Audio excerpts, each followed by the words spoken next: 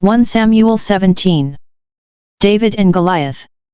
Now the Philistines gathered their armies for battle, and they were gathered at Socoh, which belongs to Judah, and encamped between Socoh and Azekah, in Ephes-dammim. And Saul and the men of Israel were gathered, and encamped in the valley of Elah, and drew up in line of battle against the Philistines. And the Philistines stood on the mountain on the one side, and Israel stood on the mountain on the other side, with the valley between them.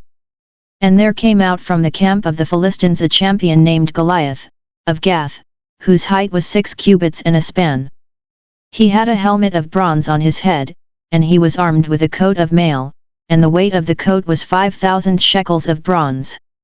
And he had greaves of bronze upon his legs, and a javelin of bronze slung between his shoulders. And the shaft of his spear was like a weaver's beam, and his spear's head weighed 600 shekels of iron, and his shield-bearer went before him. He stood and shouted to the ranks of Israel, "Why have you come out to draw up for battle? Am I not a Philistine, and are you not servants of Saul? Choose a man for yourselves, and let him come down to me.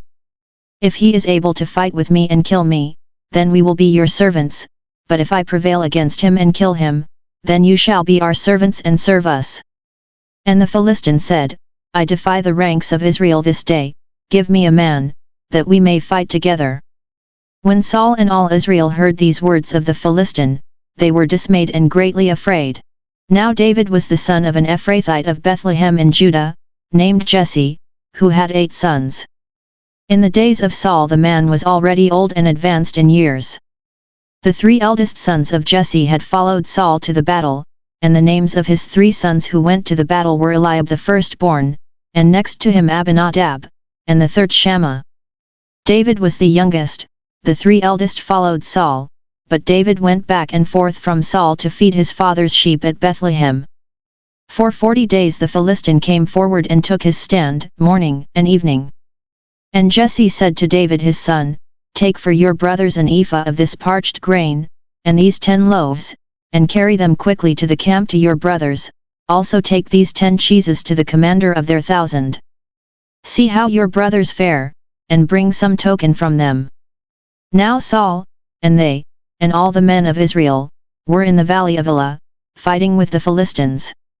And David rose early in the morning, and left the sheep with a keeper, and took the provisions, and went, as Jesse had commanded him, and he came to the encampment as the host was going forth to the battle line, shouting the war cry. And Israel and the Philistines drew up for battle, army against army. And David left the things in charge of the keeper of the baggage, and ran to the ranks, and went and greeted his brothers. As he talked with them, behold, the champion, the Philistine of Gath, Goliath by name, came up out of the ranks of the Philistines, and spoke the same words as before. And David heard him. All the men of Israel, when they saw the man, fled from him, and were much afraid. And the men of Israel said, "Have you seen this man who has come up? Surely he has come up to defy Israel, and the man who kills him, the king will enrich with great riches, and will give him his daughter, and make his father's house free in Israel." And David said to the men who stood by him, "What shall be done for the man who kills this Philistine, and takes away the reproach from Israel? For who is this uncircumcised Philistine, that he should defy the armies of the living God?" And the people answered him in the same way, "So shall it be done to the man who kills him." Now Eliab his eldest brother heard when he spoke to the men, and Eliab's anger was kindled against David, and he said, "Why have you come down? And with whom have you left those few sheep in the wilderness? I know your presumption, and the evil of your heart, for you have come down to see the battle." And David said, "What have I done now? Was it not but a word?" And he turned away from him toward another, and spoke in the same way, and the people answered him again as before. When the words which David spoke were heard, they repeated them before Saul, and he sent for him. And David said to Saul, "Let no man's heart fail because of him, your servant will go and fight with this Philistine." And Saul said to David, "You are not able to go against this Philistine to fight with him, for you are but a youth, and he has been a man of war from his youth." But David said to Saul, "Your servant used to keep sheep for his father, and when there came a lion, or a bear, and took a lamb from the flock, I went after him and smote him and delivered it out of his mouth, and if he arose against me, I caught him by his beard, and smote him and killed him. Your servant has killed both lions and bears, and this uncircumcised Philistine shall be like one of them, seeing he has defied the armies of the living God. And David said, The Lord who delivered me from the paw of the lion and from the paw of the bear, will deliver me from the hand of this Philistine. And Saul said to David, Go, and the Lord be with you. Then Saul clothed David with his armor, he put a helmet of bronze on his head, and clothed him with a coat of mail. And David girded his sword over his armor, and he tried in vain to go, for he was not used to them. Then David said to Saul, I cannot go with these, for I am not used to them. And David put them off. Then he took his staff in his hand, and chose 5 smooth stones from the brook, and put them in his shepherd's bag or wallet, his sling was in his hand, and he drew near to the Philistine. And the Philistine came on and drew near to David, with his shield-bearer in front of him. And when the Philistine looked, and saw David, he disdained him, for he was but a youth, ruddy and comely in appearance. And the Philistine said to David, Am I a dog, that you come to me with sticks? And the Philistine cursed David by his gods. The Philistine said to David, Come to me, and I will give your flesh to the birds of the air and to the beasts of the field. Then David said to the Philistine, You come to me with a sword and with a spear and with a javelin, but I come to you in the name of the Lord of hosts, the God of the armies of Israel, whom you have defied. This day the Lord will deliver you into my hand, and I will strike you down, and cut off your head, and I will give the dead bodies of the host of the Philistines this day to the birds of the air and to the wild beasts of the earth, that all the earth may know that there is a God in Israel, and that all this assembly may know that the Lord saves not with sword and spear, for the battle is the Lord's and he will give you into our hand. When the Philistine arose and came and drew near to meet David, David ran quickly toward the battle line to meet the Philistine. And David put his hand in his bag and took out a stone, and slung it, and struck the Philistine on his forehead, the stone sank into his forehead, and he fell on his face to the ground.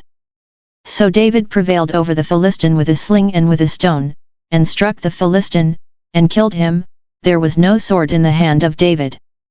Then David ran and stood over the Philistine, and took his sword and drew it out of its sheath, and killed him, and cut off his head with it.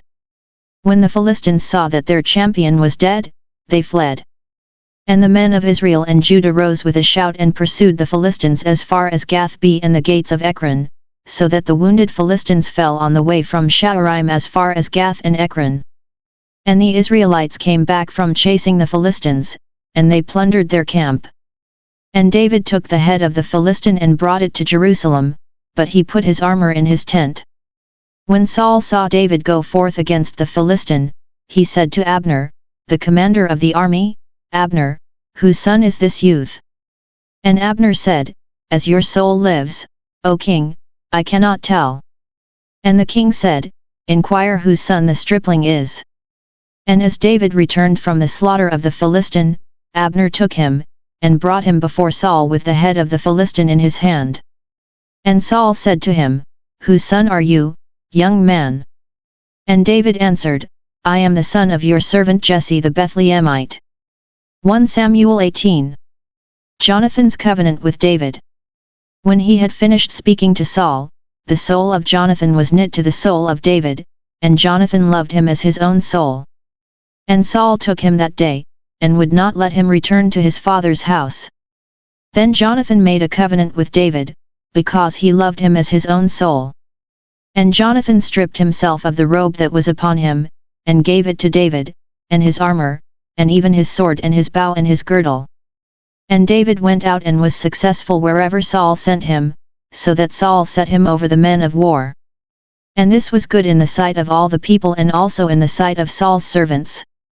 As they were coming home, when David returned from slaying the Philistine, the women came out of all the cities of Israel, singing and dancing, to meet King Saul, with timbrels, with songs of joy, and with instruments of music. And the women sang to one another as they made merry. Saul has slain his thousands, and David his 10,000s. And Saul was very angry, and this saying displeased him. He said, "They have ascribed to David 10,000s, and to me they have ascribed thousands, and what more can he have but the kingdom?" And Saul eyed David from that day on. Saul tries to kill David. 10 And on the morrow an evil spirit from God rushed upon Saul, and he raved within his house, while David was playing the lyre, as he did day by day. Saul had his spear in his hand, and Saul cast the spear, for he thought, "I will pin David to the wall." But David evaded him twice. Saul was afraid of David, because the Lord was with him but had departed from Saul. So Saul removed him from his presence, and made him a commander of 1,000, and he went out and came in before the people. And David had success in all his undertakings, for the Lord was with him. And when Saul saw that he had great success, he stood in awe of him. But all Israel and Judah loved David, for he went out and came in before them. David marries Michal. Then Saul said to David, "Here is my elder daughter Merab, I will give her to you for a wife, only be valiant for me and fight the Lord's battles." For Saul thought, "Let not my hand be upon him, but let the hand of the Philistines be upon him." And David said to Saul, "Who am I, and who are my kinsfolk, my father's family in Israel, that I should be son-in-law to the king?" But at the time when Merab, Saul's daughter, should have been given to David, she was given to Adriel the Meholathite for a wife. Now Saul's daughter Michal loved David, and they told Saul, and the thing pleased him. Saul thought, "Let me give her to him, that she may be a snare for him, and that the hand of the Philistines may be against him." Therefore Saul said to David a second time, "You shall now be my son-in-law." And Saul commanded his servants, "Speak to David in private and say, Behold, the king has delight in you, and all his servants love you, now then become the king's son-in-law." And Saul's servants spoke those words in the ears of David. And David said, "Does it seem to you a little thing to become the king's son-in-law, seeing that I am a poor man and of no repute?" And the servants of Saul told him, "Thus and so did David speak." Then Saul said, "Thus shall you say to David, the king desires no marriage present except 100 foreskins of the Philistines, that he may be avenged of the king's enemies."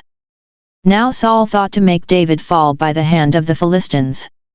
And when his servants told David these words, it pleased David well to be the king's son-in-law. Before the time had expired, David arose and went, along with his men, and killed 200 of the Philistines, and David brought their foreskins, which were given in full number to the king, that he might become the king's son-in-law. And Saul gave him his daughter Michal for a wife. But when Saul saw and knew that the Lord was with David, and that all Israel loved him, Saul was still more afraid of David. So Saul was David's enemy continually. Then the princes of the Philistines came out to battle, and as often as they came out David had more success than all the servants of Saul, so that his name was highly esteemed. 1 Samuel 19. Jonathan intercedes for David. And Saul spoke to Jonathan his son and to all his servants, that they should kill David. But Jonathan, Saul's son, delighted much in David. And Jonathan told David, "Saul my father seeks to kill you, therefore take heed to yourself in the morning, stay in a secret place and hide yourself, and I will go out and stand beside my father in the field where you are, and I will speak to my father about you, and if I learn anything I will tell you." And Jonathan spoke well of David to Saul his father, and said to him, "Let not the king sin against his servant David, because he has not sinned against you, and because his deeds have been of good service to you, for he took his life in his hand and he slew the Philistine, and the Lord wrought a great victory for all Israel. You saw it, and rejoiced, why then will you sin against innocent blood by killing David without cause?" And Saul hearkened to the voice of Jonathan. Saul swore, "As the Lord lives, he shall not be put to death." And Jonathan called David, and Jonathan showed him all these things. And Jonathan brought David to Saul, and he was in his presence as before. Michal helps David escape from Saul. And there was war again, and David went out and fought with the Philistines, and made a great slaughter among them, so that they fled before him. Then an evil spirit from the Lord came upon Saul, as he sat in his house with his spear in his hand, and David was playing the lyre. And Saul sought to pin David to the wall with the spear, but he eluded Saul, so that he struck the spear into the wall. And David fled, and escaped. That night Saul sent messengers to David's house to watch him, that he might kill him in the morning. But Michal, David's wife, told him, "If you do not save your life tonight, tomorrow you will be killed." So Michal let David down through the window, and he fled away and escaped. Michal took an image and laid it on the bed and put a pillow of goat's hair at its head, and covered it with the clothes. And when Saul sent messengers to take David, she said, "He is sick." Then Saul sent the messengers to see David, saying, "Bring him up to me in the bed, that I may kill him." And when the messengers came in, behold, the image was in the bed, with the pillow of goat's hair at its head. Saul said to Michal, "Why have you deceived me thus, and let my enemy go, so that he has escaped?" And Michal answered Saul, "He said to me, 'Let me go, why should I kill you?'" David joined Samuel in Ramah. Now David fled and escaped, and he came to Samuel at Ramah, and told him all that Saul had done to him. And he and Samuel went and dwelt at Naioth. And it was told Saul, "Behold, David is at Naioth in Ramah." Then Saul sent messengers to take David, and when they saw the company of the prophets prophesying, and Samuel standing as head over them, the Spirit of God came upon the messengers of Saul, and they also prophesied. When it was told Saul, he sent other messengers, and they also prophesied. And Saul sent messengers again the third time, and they also prophesied. Then he himself went to Ramah, and came to the great well that is in Secu, and he asked, "Where are Samuel and David?" And one said, "Behold, they are at Naioth in Ramah." And he went from there to Naioth in Ramah, and the Spirit of God came upon him also, and as he went he prophesied, until he came to Naioth in Ramah. And he too stripped off his clothes, and he too prophesied before Samuel, and lay naked all that day and all that night. Hence it is said, "Is Saul also among the prophets?"